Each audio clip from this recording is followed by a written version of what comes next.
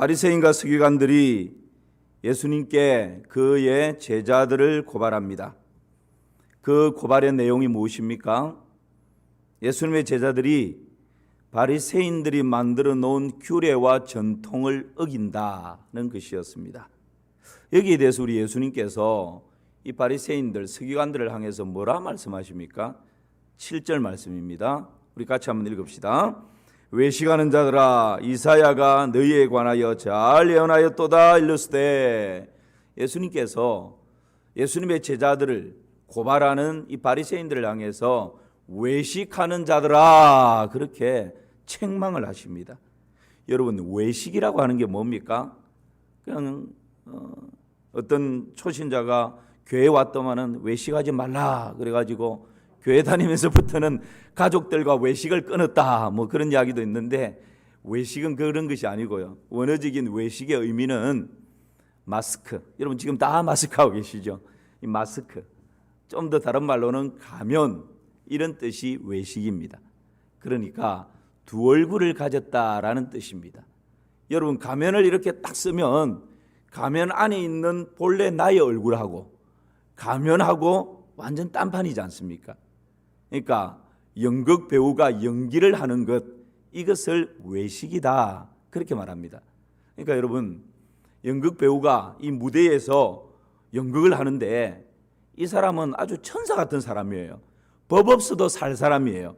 그런데 맡은 역이 강도나 살인 같은 이런 아주 흉악한 역할을 맡으면 아무리 본래 내 모습은 천사 같다 할지라도 무대 위에 올라오면 아주 악랄한 모습으로 그 역에 맞는 배역을 해내는 것입니다. 반대로 이 사람은 아주 나쁜 사람이에요. 그냥 죄를 밥 먹듯이 저지르는 그런 사람입니다. 그런데 이 사람이 천사의 역할을 맡았습니다. 천사의 가면을 딱 씁니다. 그러면 무대 위에 올라와서 말하는 것부터 행동하는 것부터 행하는 모든 것이 다 천사와 같은 것이죠. 외식이라고 하는 것은 바로 이런 것입니다. 가면 안에 있는 본래의 나의 모습과 가면의 모습이 완전 딴판인, 그래서 두 얼굴을 가진 사람, 이것이 바로 외식하는 사람이다, 그렇게 말할 수 있겠습니다. 여러분, 두 얼굴을 가진 사람의 특징이 뭘까요? 달리 말하면 외식하는 사람들의 특징이 있는데 그 외식하는 사람의 특징이 뭘까요? 두 가지를 나눌 것인데, 하나는 말씀보다 전통을 중요시합니다.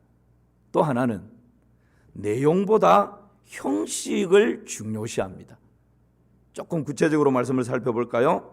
두 얼굴을 가진 사람의 특징은 하나님의 말씀보다 전통, 규례, 자신들이 만들어 놓은 법, 이것을 더 중요하게 생각한다는 것입니다.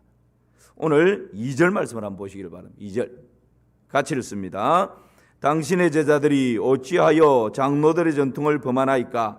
떡을 먹을 때에 손을 씻지 아니하나이다. 지금 이 바리새인들이 예수님의 제자들을 고발하면서 고발의 내용이 뭡니까? 당신들의 제자들이 장로들의 전통, 말씀을 어겼다, 이게 아니고 우리가 만들어 놓은, 다른 말로 하면 장로들의 유전이다, 그렇게 공간복음에서 말씀하고 있죠. 우리가 만들어 놓은 전통, 우리가 만들어 놓은 규례, 이 장로의 유전, 이것을 범하고 있다라고 예수님께 고발을 하는 것입니다. 여러분, 유대인들이 이 율례와 규례를 많이 만들어 놨는데 그 중에서 정결 예식, 오늘 고발한 내용 중에 구체적인 것이 음식을 먹기 전에 손을 씻지 않았다라는 거예요. 이 정결 의식입니다. 유대인들은 이 정결 의식을 굉장히 중요하게 생각했는데 이 정결 의식이 어디에서부터 시작되었는지 그 뿌리를 보면 왜 이들이 지금 이 정결 의식을 이렇게 중요하게 생각하는지를 알 수가 있습니다. 여러분, 정결 의식은 본래 율법에 나와 있는 것인데 이들이 전통과 규례를 만들어서 자기들도 지키고 있는 거죠. 본래 하나님께서 율법의 정결 의식을 주신 이유가 있는데 그게 뭔지 출애굽기 30장 19절 20절 두 절 말씀을 한번 보시기를 바랍니다. 제가 읽겠습니다. 아론과 그의 아들들이 그 두멍에서 수족을 씻되 그들이 회막에 들어갈 때에 물로 씻어 죽기를 면할 것이요 제단에 가까이 가서 그 직분을 행하여 여호와 앞에 화제를 살을 때에도 그리할지니라. 그러니까 수족을 씻는 이 행위는 본래 제사장들에게 주어졌던 하나님의 말씀이었어요. 제사장들이 회막에 들어가기 전에, 그 회막에 들어가면 물두멍이 있는데 거기에 물이 가득 채워져 있습니다. 그 물두멍에 있는 물로 수족을 씻는 것입니다. 그리고 제사를 침례하기 전에 그 물두멍에 있는 물로 수족을 씻어서 제사를 침례하도록 제사장들에게 주어진 말씀이, 율법이 바로 이 정결의식에 관한 율법 말씀이었습니다. 그런데 오늘 중요한 것은 그렇게 하지 않으면 제사장이 어떻게 된다고요? 죽임을 당하게 된다. 죽게 된다는 겁니다. 그러니까 제사장에게 있어서는 제사를 침례하기 전에 회막에 들어갈 때 이 물두멍에 있는 물로 수족을 씻지 않으면 죽임을 당하게 되니까 생명과 직결되는 것이 이 수족을 씻는 것입니다. 그 정도로 제사장에게 아주 중요한 말씀, 율법이 바로 이 정결의식을 행하는 겁니다. 이것을 시간이 지나면서 바리새인들이 제사장들만 그렇게 하면 안 되고 우리도 더 잘 믿기 위해서는 제사장들처럼 우리도 손을 씻어야 된다. 이렇게 율법이 아닌데 그들이 전통을 만들고 규례를 더하여서 만들어 놓은 것입니다. 그러니까 제사장들에게 주어졌던 이 정결례식이 보편화되고 일반화되어서 모든 하나님의 백성들, 유대인들도 다 음식을 먹기 전에 정결례식으로 손을 씻도록 만든 것입니다. 여러분, 이 유대인들은 구약의 율법을 철저하게 지키기 위해서 율법에다가 그들이 만드는 규례가 있었는데 순종해야 할 계명이 248개가 있었고 금지해야 할 계명이 365개가 있었고요. 도합이 613개의 그런 규례, 그런 전통을 이들이 더 만들어 놓은 것이죠. 거기에다가 또 세부 조항들이 더 있습니다. 그러니까 이것을 지키느라고 본래의 율법이 주어진 정신과 내용은 쏙 빠져버리고 그들이 만들어 놓은 전통과 규례를 지키는데 정신이 없었던 것입니다. 여러분, 왜 이들이 제사장들이 제사를 침례할 때에 수족을 씻어서 죽기를 면하는 이것을 이들이 왜 지금 그들도 지키겠다고 손을 씻는 이런 일들을 하게 되는 것입니까? 요즘 우리 같으면 위생을 위해서 음식 먹기 전에 손 씻지 않습니까? 그리고 지금처럼 코로나19 이 바이러스가 창궐할 때에는 우리가 바이러스 감염을 막기 위해서 깨끗이 손을 씻지 않습니까? 그런데 지금 이 바리새인들이 손을 씻는 이 행위는 그런 것과는 달랐습니다.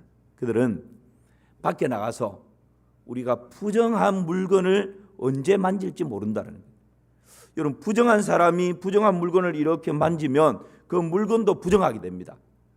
부정한 물건을 내가 모르고 만져도 그 부정이 나에게 옮겨진다, 그렇게 생각을 했습니다. 그리고 사람들을 만나서 식사도 할 수 있고 악수도 할 수 있는데 그 사람과 접촉을 하게 되면, 악한 사람, 부정한 사람과 접촉을 하게 되면 그 부정과 그 악함이 나에게 다 전염이 된다, 그렇게 생각을 했습니다. 그래서 이것을 씻어야 그 모든 부정과 전염되어진 죄가 씻겨진다라고 생각을 한 것이죠. 그것을 씻지 않으면 하나님께 저주를 받게 된다, 그렇게 생각한 것입니다. 그래서 이 손을 씻는 것을 자기들이 만들어 놓은, 그렇게 만들어 놓은 규례를 생명처럼, 마치 구약의 제사장들이 수족을 씻지 않고 제사를 집례하면 죽임을 당하는 것처럼 음식을 먹기 전에 자신들이 손을 씻지 않으면 그 부정과 죄 때문에 저주받고 죽임을 당하는 것처럼 인식하고 생각하기 때문에 이 손 씻는 이 문제를 가지고 그렇게 중요하게 생각을 한 것입니다. 그리고 예수님의 제자들이 그렇지 않은 걸 보고는 그냥 예수님께 막 고발을 하는 것이죠. 당시에 랍비가 투옥이 되었습니다. 감옥에는 생명을 연명할 수 있을 만큼의 조금의 음식과 조금의 물이 공급됩니다. 그럴 때에 고대 서적에 보면 이 랍비가 그 생명을 연명할 수 있는 조금의 음식, 조금의 물이 나오는데 그 물을 마시지 않으면 시간이 지나면 죽는다라는 것을 뻔히 알면서 그 조금 나온 물을 먹는 것이 아니라 뭐 했을까요? 그렇죠. 음식을 먹기 전에 손을 씻는데, 이 정도로 이런 전통과 규례를 더 중요하게 생각하고 있었다라는 것을 우리가 보게 됩니다. 여러분, 바리새인들이 그들의 전통으로 하나님의 말씀을 폐하여 버리고 하나님의 말씀을 범하고 있었다라고 하는 것을 우리 예수님께서 아주 강하게 질책을 하시는데요. 3절 말씀 한번 보십시오. 3절 시작. 대답하여 이르시되 너희는 어찌하여 너희의 전통으로 하나님의 계명을 범하느냐. 오히려 예수님께서는 이 바리새인들을 향해서 너희들의 전통으로 지금 하나님의 말씀을 폐하고 있다, 범하고 있다, 그렇게 아주 강하게 책망을 하십니다. 그러면서 한 예를 들어서 너희들이 이렇게 하나님 말씀을 범하고 있지 않냐라고 예를 들어서 한 가지 더 아주 따끔하게 책망을 하시는데 5절과 6절 말씀 보십시오. 제가 읽습니다. 너희는 이르되 누구든지 아버지에게나 어머니에게 말하기를 내가 드려 유익하게 할 것이 하나님께 드림이 되었다고 하기만 하면 그 부모를 공경할 것이 없다 하여 너희의 전통으로 하나님의 말씀을 폐하는도다. 너희가 만들어 놓은 그 전통, 그 규례로 하나님의 말씀을 어떻게 한다고요? 폐하는도다.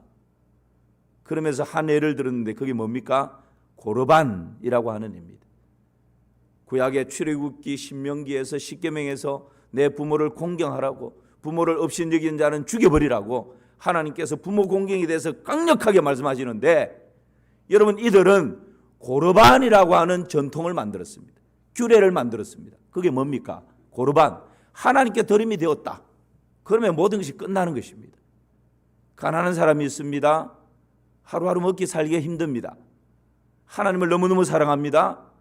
하나님께 뭐든지 있으면 드리고자 하는 마음이 있어서 조금의 정성을 하나님께 드렸습니다. 그것을 보고 주위 사람들이 비난을 합니다. 자기 부모는 섬기지 않고 자기 부모에게는 용돈도 드리지 않고 그렇게 막 비난을 합니다. 그때 고르반, 내가 하나님께 최소의 것을 드리고 나니 부모님을 섬길 수 있는 여력이 없다. 이 고르반입니다. 그래서 그 비난을, 그 손가락질을 막을 수 있도록. 그런데 시간이 조금 지나다 보니까 이 고르반의 제도를 악용하는 사람이 나왔습니다. 넉넉합니다. 부유합니다. 자식들을 위해서 돈을 팍팍 씁니다. 내 쾌락을 위해서는 아낌없이 씁니다.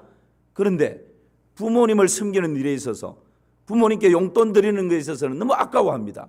그러면서 사람들이 비난하면 저렇게 살만한데 부모님께 용돈도 안 드린다고, 부모님 섬기지 않는다고 사람들이 비난하면 고르반, 하나님께 드렸다.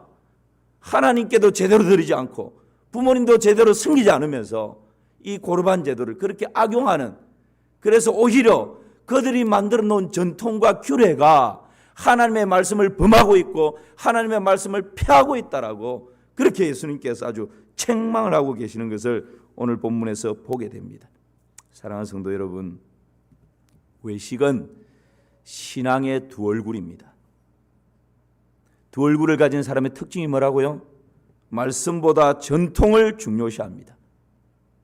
저와 여러분들에게는 이런 모습이 없습니까? 나의 신념이 말씀을 삼켜버리고 있지는 않습니까? 우리 가정에 우리가 만들어 놓은 규칙이 하나님의 말씀을 먹어버리고 있지는 않습니까? 내가 신봉하는 사상이나 이념이나 정치적인 성향이 하나님 말씀 위에서 지금 군림하고 있지는 않습니까? 그렇다면 나도 어쩌면 두 얼굴을 가진 사람입니다. 여러분, 두 얼굴의 함정에서 벗어나려면 어떻게 해야 합니까? 하나님의 말씀으로 돌아와야 합니다. 하나님의 말씀으로 돌아오시기를 주님의 이름으로 축복합니다. 이 세상은 끊임없이 하나님의 말씀에 한 발짝만 오른쪽으로 오라고, 하나님의 말씀에서 한 발짝만 왼쪽으로 오라고 끊임없이 우리를 유혹하고 미혹합니다. 여러분, 종교 개혁 당시에 외쳤던 구호 중에 아주 중요한 구호가 있는데, 어쩌면 제일 중요한 구호가 있는데 그것이 뭡니까? 솔라 스크립투라, 오직 성경입니다. 오직 말씀입니다. 말씀에 목숨을 걸었습니다. 말씀이 가라 하면 가야 합니다. 말씀이 머물면 머물러야 합니다. 말씀이 돌이키라면 돌이켜야 합니다. 하나님의 말씀이 절대 가치입니다. 하나님의 말씀이 절대 능력입니다. 하나님의 말씀이 절대 생명입니다. 하나님의 말씀만이 절대 표준이 되는 것입니다. 하나님의 말씀이 절대 진리입니다. 그래서 여러분, 우리가 하나님의 말씀을 붙드는 것이 두 얼굴의 함정에 벗어나는 길이요, 한 얼굴로 진실되게 하나님을 섬길 수 있는 길이 되는 것입니다.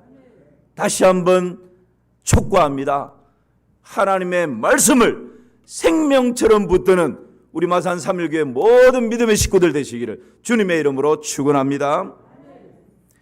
두 얼굴을 가진 사람, 첫 번째는 말씀보다 전통과 규례를 중시하는 사람이고요, 두 번째는 두 얼굴을 가진 사람의 특징이 뭘까요? 내용보다 형식을 중요시합니다. 오늘 8절과 9절 말씀 같이 한번 보십시다. 함께 읽습니다. 이 백성이 입술로는 나를 공경하되 마음은 내게서 멀도다. 사람의 계명으로 교훈을 삼아 가르치니 나를 헛되이 경배하는도다 하였느니라 하시고. 두 얼굴을 가진 사람은 내용보다 형식을 중요시합니다. 속에 있는 것보다 그 칠해에 너무 많이 신경을 씁니다. 두 얼굴을 가진 사람은 하나님 사랑하는 마음이 없습니다. 그런데 겉으로는 정말 하나님 사랑하는 것처럼 보입니다. 자기 사랑, 자기 도취, 자기 만족에 빠져 삽니다. 바리새인들이 그랬습니다. 일주일에 2번씩 딱 정해놓고 철저하게 금식했습니다. 그 금식을 왜 했을까요? 사람들에게 보이려고. 수염을 깎지 않았습니다. 금식할 때는 아주 초췌한 모습으로 누가 봐도 와, 금식하구나, 사람들에게 인정받고 싶은 마음으로. 정말 금식의 그 근본 정신은 쏙 빠져버리고 내용은 없고 겉으로 나 지금 금식하고 있어, 사람들에게 보이기 위한 금식이었습니다. 누구보다도 기도를 많이 하는 사람이었습니다. 그런데 이 바리새인들의 기도가 나오죠? 저 길거리에, 사람들이 가장 많이 다니는 그 장소에 두 손을 높이 들고 거룩한 옷을 입고, 그것도 하나님 앞에 참여하고 통회하는 기도가 아니라 저 죄인을 고발하는 기도, 자기의 의를 자랑하는 기도, 그런 기도로 사람들에게 보이기 위해. 이것이 여러분 외식하는 자 바리새인들의 삶의 모습이었던 것이죠. 두 얼굴의 모습이었던 것입니다. 11조도 철저하게 했습니다. 이 바리새인들을 향해서 예수님께서 뭐라고 말씀하십니까? 오늘 마태복음 23장 23절을 보십시오. 제가 읽습니다. 화 있을진저 외식하는 서기관들과 바리새인들이여, 너희가 박하와 해양과 근처의 11조는 들이되 율법에 더 중한 바 정의와 긍휼과 믿음은 버렸도다. 그러나 이것도 행하고 저것도 버리지 말아야 할지니라. 여러분, 예수님께서 지금 이 바리새인들을 향해서 뭐라 말씀합니까? 이들을 향해서 너희들이 11조를 철저히 드리는구나. 다른 사람이 드리지 않는 11조, 박하와 해안과 근처, 밭에 있는 채소를 거둔 10분의 1까지 나에게 가져와서 11조를 드리는구나. 다른 사람이 볼 때는 와, 저 사람 정말 대단하다, 믿음이 대단하다, 그렇게 박수치고 칭찬할 만한, 외적으로 보면 그런 행위다. 그런데 예수님께서 뭘 지적하십니까? 그런데 그것보다 더 중요한 것이 있는데 보이지 않는 것, 정의와 긍휼과 믿음은 버렸도다. 내면에 왜 11조를 드리는지, 11조를 드리면서 하나님의 왕되심을 인정하고 이런 것은 없다는 거예요. 여러분, 제가 예물을 위해서 봉헌 기도를 할 때 빠지지 않는 것이 있습니다. 하나님, 우리 교인들이 드리는 이 예물뿐만 아니라 이 예물과 더불어서 하나님을 향한 믿음의 고백, 하나님을 향한 사랑의 고백, 그 고백을 예물과 더불어 받아 주시옵소서. 여러분, 아무런 생각 없이 예물을 드리는 것이 아닙니다. 우리가 저 뒤에 헌금함을 놓아놨다가 그냥 예배에 들어올 때 그냥 넣도록 했다가 왜 예배 가운데 바구니를 돌립니까? 귀찮을 수 있습니다. 그러나 여러분, 저 뒤에 예배 드리기 전에 들어오면서 헌금할 때 정말 하나님 사랑하는 마음을 가지고 헌금이 됩니까? 하나님이 내 인생의 주인이시오 왕이시다라는 고백으로 헌금하며 이렇게 헌금이 들어갑니까? 그렇지 않습니다. 예배 시간 어떤 분은 막 임박해서 들어오면서 헐레벌떡 헌금이 어디 있냐 막 찾아서 아무 생각 없이 그냥 넣습니다. 세금 내는 것처럼. 어떤 사람 지각하는 사람은 그런 정신도 없습니다. 여러분, 지금 우리 예수님께서 뭐라 말씀하십니까? 외형적으로 해안과 근처에 이런 박하 같은 이런 11조를 철저하게 드리는 것도 중요하지만 그것보다 더 중요한 것이 있는데 정의와 긍휼과 믿음의 고백이 함께 담겨져야 된다는 것입니다. 무슨 말씀입니까? 형식보다 내용이 더 중요하다는 겁니다. 마태복음 23장 25절 말씀도 한번 보십시오. 우리 같이 한번 읽어봅시다. 구절이 자꾸 잘렸다, 그죠? 한 구절은 다 들어갈 수 있을 텐데 같이 한번 읽어봅시다. 시작. 화 있을진저 외식하는 서기관들과 바리새인들이여 장과 대접의 겉은 깨끗이 하되 그 안에는 탐욕과 방탕으로 가득하게 하는도다. 아멘. 여러분, 지금 바리새인들이 보십시오. 화 있을진저 외식하는 서기관들과 바리새인들이여 장과 대접의 겉은 깨끗이 하되 겉모양은 깨끗이 하는데 그 안에는 뭐가 있다고요? 탐욕과 방탕으로 가득하도다. 이게 지금 외식하는 두 얼굴을 가진 사람들의 모습이라는 것입니다. 외모를 치장하고 외모를 꾸미고 화려하게 입고 하는 이런 것에는 2시간, 3시간을 투자하고 화려하게 하는데 그 내면을 정결케 하는 이 일에 대해서는 관심이 없다는 거예요. 그 안에는 온갖 탐욕과 방탕과 거짓과 속임과 악독과 음란과 음탕과 미움과 시기와 정죄와 판단과 이런 것이 내 속에 막 들끓고 있다는 거예요. 여러분, 이런 바리새인들을 향해서 예수님이 뭐라고 책망하십니까? 독사의 자식들아, 회칠한 무덤이요. 여러분, 그 무덤 속에서 시체가 썩어서 버러지가 울거리는데 그 밖에는 하얀 회를 가지고 깨끗이 칠해 놓으니까 아주 깨끗해 보이는 거지. 겉은 그렇게 깨끗한데 그 속에는 구더기가 버글거리는, 겉과 속이 이렇게 다르다는 것을 여러분, 외식한 자들을 향해서 주님께서 아주 따끔하게 책망하십니다. 사랑하는 성도 여러분, 두 얼굴을 가진 사람의 특징이 뭡니까?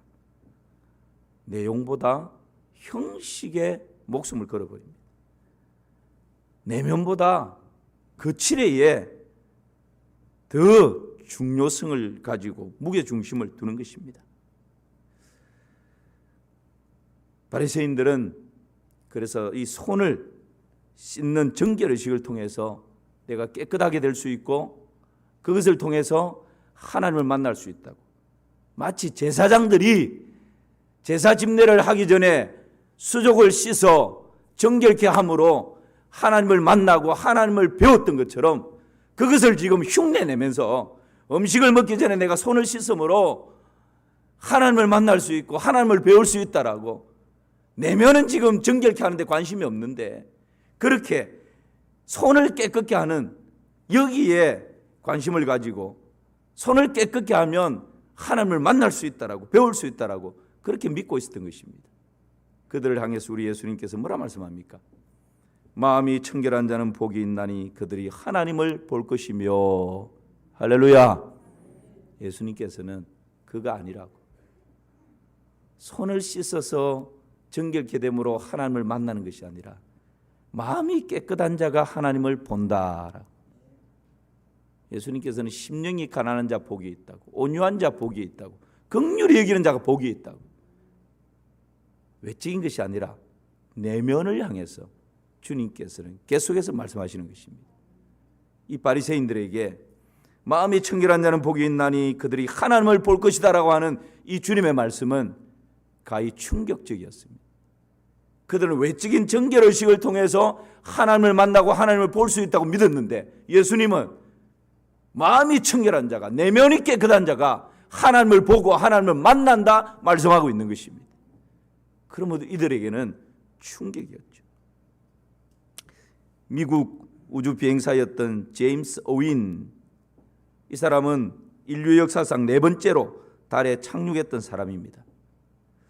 그 이전에 우주인들은 달에 착륙했더라도 그냥 걸어서 발로 달 표면을 탐사하는 데 그쳤습니다. 그러나 이 어윈 대령은 최초로 라브라고 하는 월면차를 타고 달의 넓은 지경, 반경 10km를 탐사를 했습니다. 최초였습니다. 달 표면에서 우주선을 벗어나서 밖으로 탐사한 시간만 18시간 35분에 달했습니다. 그는 이렇게 말을 했습니다. 나는 이번 우주여행을 통하여 하나님을 보았으며 또한 하나님의 오묘하신 섭리를 발견했습니다. 이 달을 탐사하고 나서 이 어윈 대령이 잃어버렸던 신앙이 회복되고 하나님을 보았다고, 하나님의 섭리를 발견했다라고 그렇게 고백했습니다. 그리고 그 후에 헝가리 대학에 가서 강의를 할 수 있는 기회가 있었는데요. 그 강의가 끝나자 한 학생이 손을 들고 일어나서 이런 질문을 합니다. 1961년 최초 우주 비행사 러시아의 가가린은 이렇게 말을 했지 않습니까? 지구는 푸른 빛이 있다. 푸른 빛이었다. 그런데 아무리 둘러보아도 하나님은 우주 그 어느 곳에서도 볼 수 없었다. 최초로 우주 비행을 했던 러시아 가가린은 이렇게 말했는데, 당신은 어찌 우주에서 하나님을 보았다고, 은혜를 경험했다고 그렇게 말할 수 있습니까? 하나님이 보이던가요? 그러면서 도전적인, 도발적인 질문을 합니다.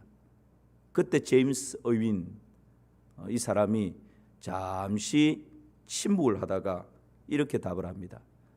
마음이 청결한 자는 하나님을 볼 것입니다. 그렇습니다, 여러분. 아무리 우리가 우주선을 타고 우주에 가서 하나님을 찾으려고 애쓴다 할지라도, 최신의 망원경을 가지고 하나님을 발견하려고 노력한다 할지라도 그것으로 하나님을 볼 수 있는 것이 아닙니다. 아무리 우리가 머리끝부터 발끝까지 손발을 깨끗이 씻고 정결하게 입고 정결한 옷을 입는다 할지라도 여러분, 그것으로, 그 형식으로 하나님을 만날 수 있는 것이 아닙니다. 하나님은 상한 마음을 찾으시는 것입니다. 마음이 청결한 자는 하나님을 보게 되는 것입니다. 어떻게 마음이 청결할 수 있습니까? 하나님 말씀하십니다. 오라 우리가 서로 변론하자. 너희 죄가 주홍 같을지라도 눈과 같이 희어질 것이요 진홍같이 붉을지라도 양털같이 되리라. 예수 그리스도의 보혈로 우리 모두가 정결케 되는 은혜가 있는 것입니다. 레위기 17장에서는 육체의 생명은 피에 있습니다. 내가 이 피를 너에게 주어 제단에 뿌려 너희 생명을 위하여 속죄하게 하였나니 생명이 피에 있으므로 피가 죄를 속하느니라. 베드로전서에서는요, 너희가 알거니와 너희 조상들이 물려준 했던 행실에서 너희가 대속함을 받은 것은 은이나 금같이 없어질 것으로 된 것이 아니오 오직 흠없고 점없는 어린 양 같은 그리스도의 보배로운 피로 된 것이라. 할렐루야. 예수 그리스도의 보혈로 우리가 정결케 되는 것입니다. 예수 그리스도의 보혈로 우리의 마음이 흰 눈처럼 깨끗하게 되는 것입니다. 예수 그리스도의 보혈로 우리의 삶에 더덕더덕 붙어있던 모든 죄악이 다 떨어져 나가게 되는 것입니다. 그래서 여러분, 예수 그리스도의 보혈을 의지할 때 우리는 정결케 되어지고, 그 정결한 마음, 정결한 내면을 가질 때 하나님을 만날 수 있고 하나님을 볼 수 있는 것입니다. 그래서 여러분, 영적 거장이었던 사도 바울은 자신의 내면을 들여다보면서 탄식합니다. 오호라 나는 공고한 사람이로다. 이 사망의 몸에서 누가 나를 건져내랴. 자신의 내면을 들여다보니까 끊임없이 육신의 소욕과 성령의 소욕이 싸우는 이 자신의 내면을 내 힘과 내 의로 어떻게 할 수 없어서 탄식하는 영적 거장의 이 탄식의 소리가 들립니까? 7장에서 마지막 장에서 오호라 나는 공고한 사람이로다. 누가 이 사망의 몸에서 나를 건져내라, 나를 살려내라, 나를 구원해내라. 그렇게 7장 마지막에 탄식하다가 8장 1절로 넘어오면 완전히 반전이 일어나는데, 여러분 그게 뭡니까? 자신의 영혼을 향해서 외치는 것입니다. 세상을 향해서 선포하는 것입니다. 그러므로 이제 그리스도 예수 안에 있는 자에게는 결코 정죄함이 없나니 그리스도 예수 안에 있는 생명의 성령의 법이 죄와 사망의 법에서 너희를 해방하였습니다. 할렐루야. 하나님의 생명의 성령의 법이 죄와 사망의 법에서 우리를 자유케 한 것입니다. 해방시켜 놓은 것입니다. 그러므로 여러분, 우리가 손을 씻는다고 되는 것이 아니라, 정결의식을 행한다고 되는 것이 아니라, 예수 그리스도의 보혈로 우리는 정결케 되고 죄와 가난과 저주에서 해방된 하나님의 자녀가 된 것입니다. 이 놀라운 특권을 더 많이 누리시기를 주님의 이름으로 축복합니다. 오늘 말씀 정리하겠습니다. 두 얼굴을 가진 사람의 특징이 뭐라고 말씀했습니까? 첫 번째는 말씀보다 전통을 중요시합니다. 두 번째는요, 내용보다 형식을 중요시합니다. 그렇다면 이 두 얼굴의 함정에서 벗어나려면 어떻게 해야 합니까? 첫 번째는 어디로 돌아가야 한다고요? 말씀으로 돌아가야 합니다. 말씀으로. 두 번째는요, 예수님의 보혈을 의지해야 합니다. 형식이 아니라 예수님의 보혈로 씻김 받는 것, 그것이 여러분 두 얼굴을 없애버리고 한 얼굴로 하나님께 나아갈 수 있는 놀라운 길입니다. 새로 시작되어지는 이 한 주간도 두 얼굴이 아니라 한 얼굴로 하나님 마음을 흐뭇하게 해드리는 우리 삼일교회 성도님들 되시기를 주님의 이름으로 축원합니다.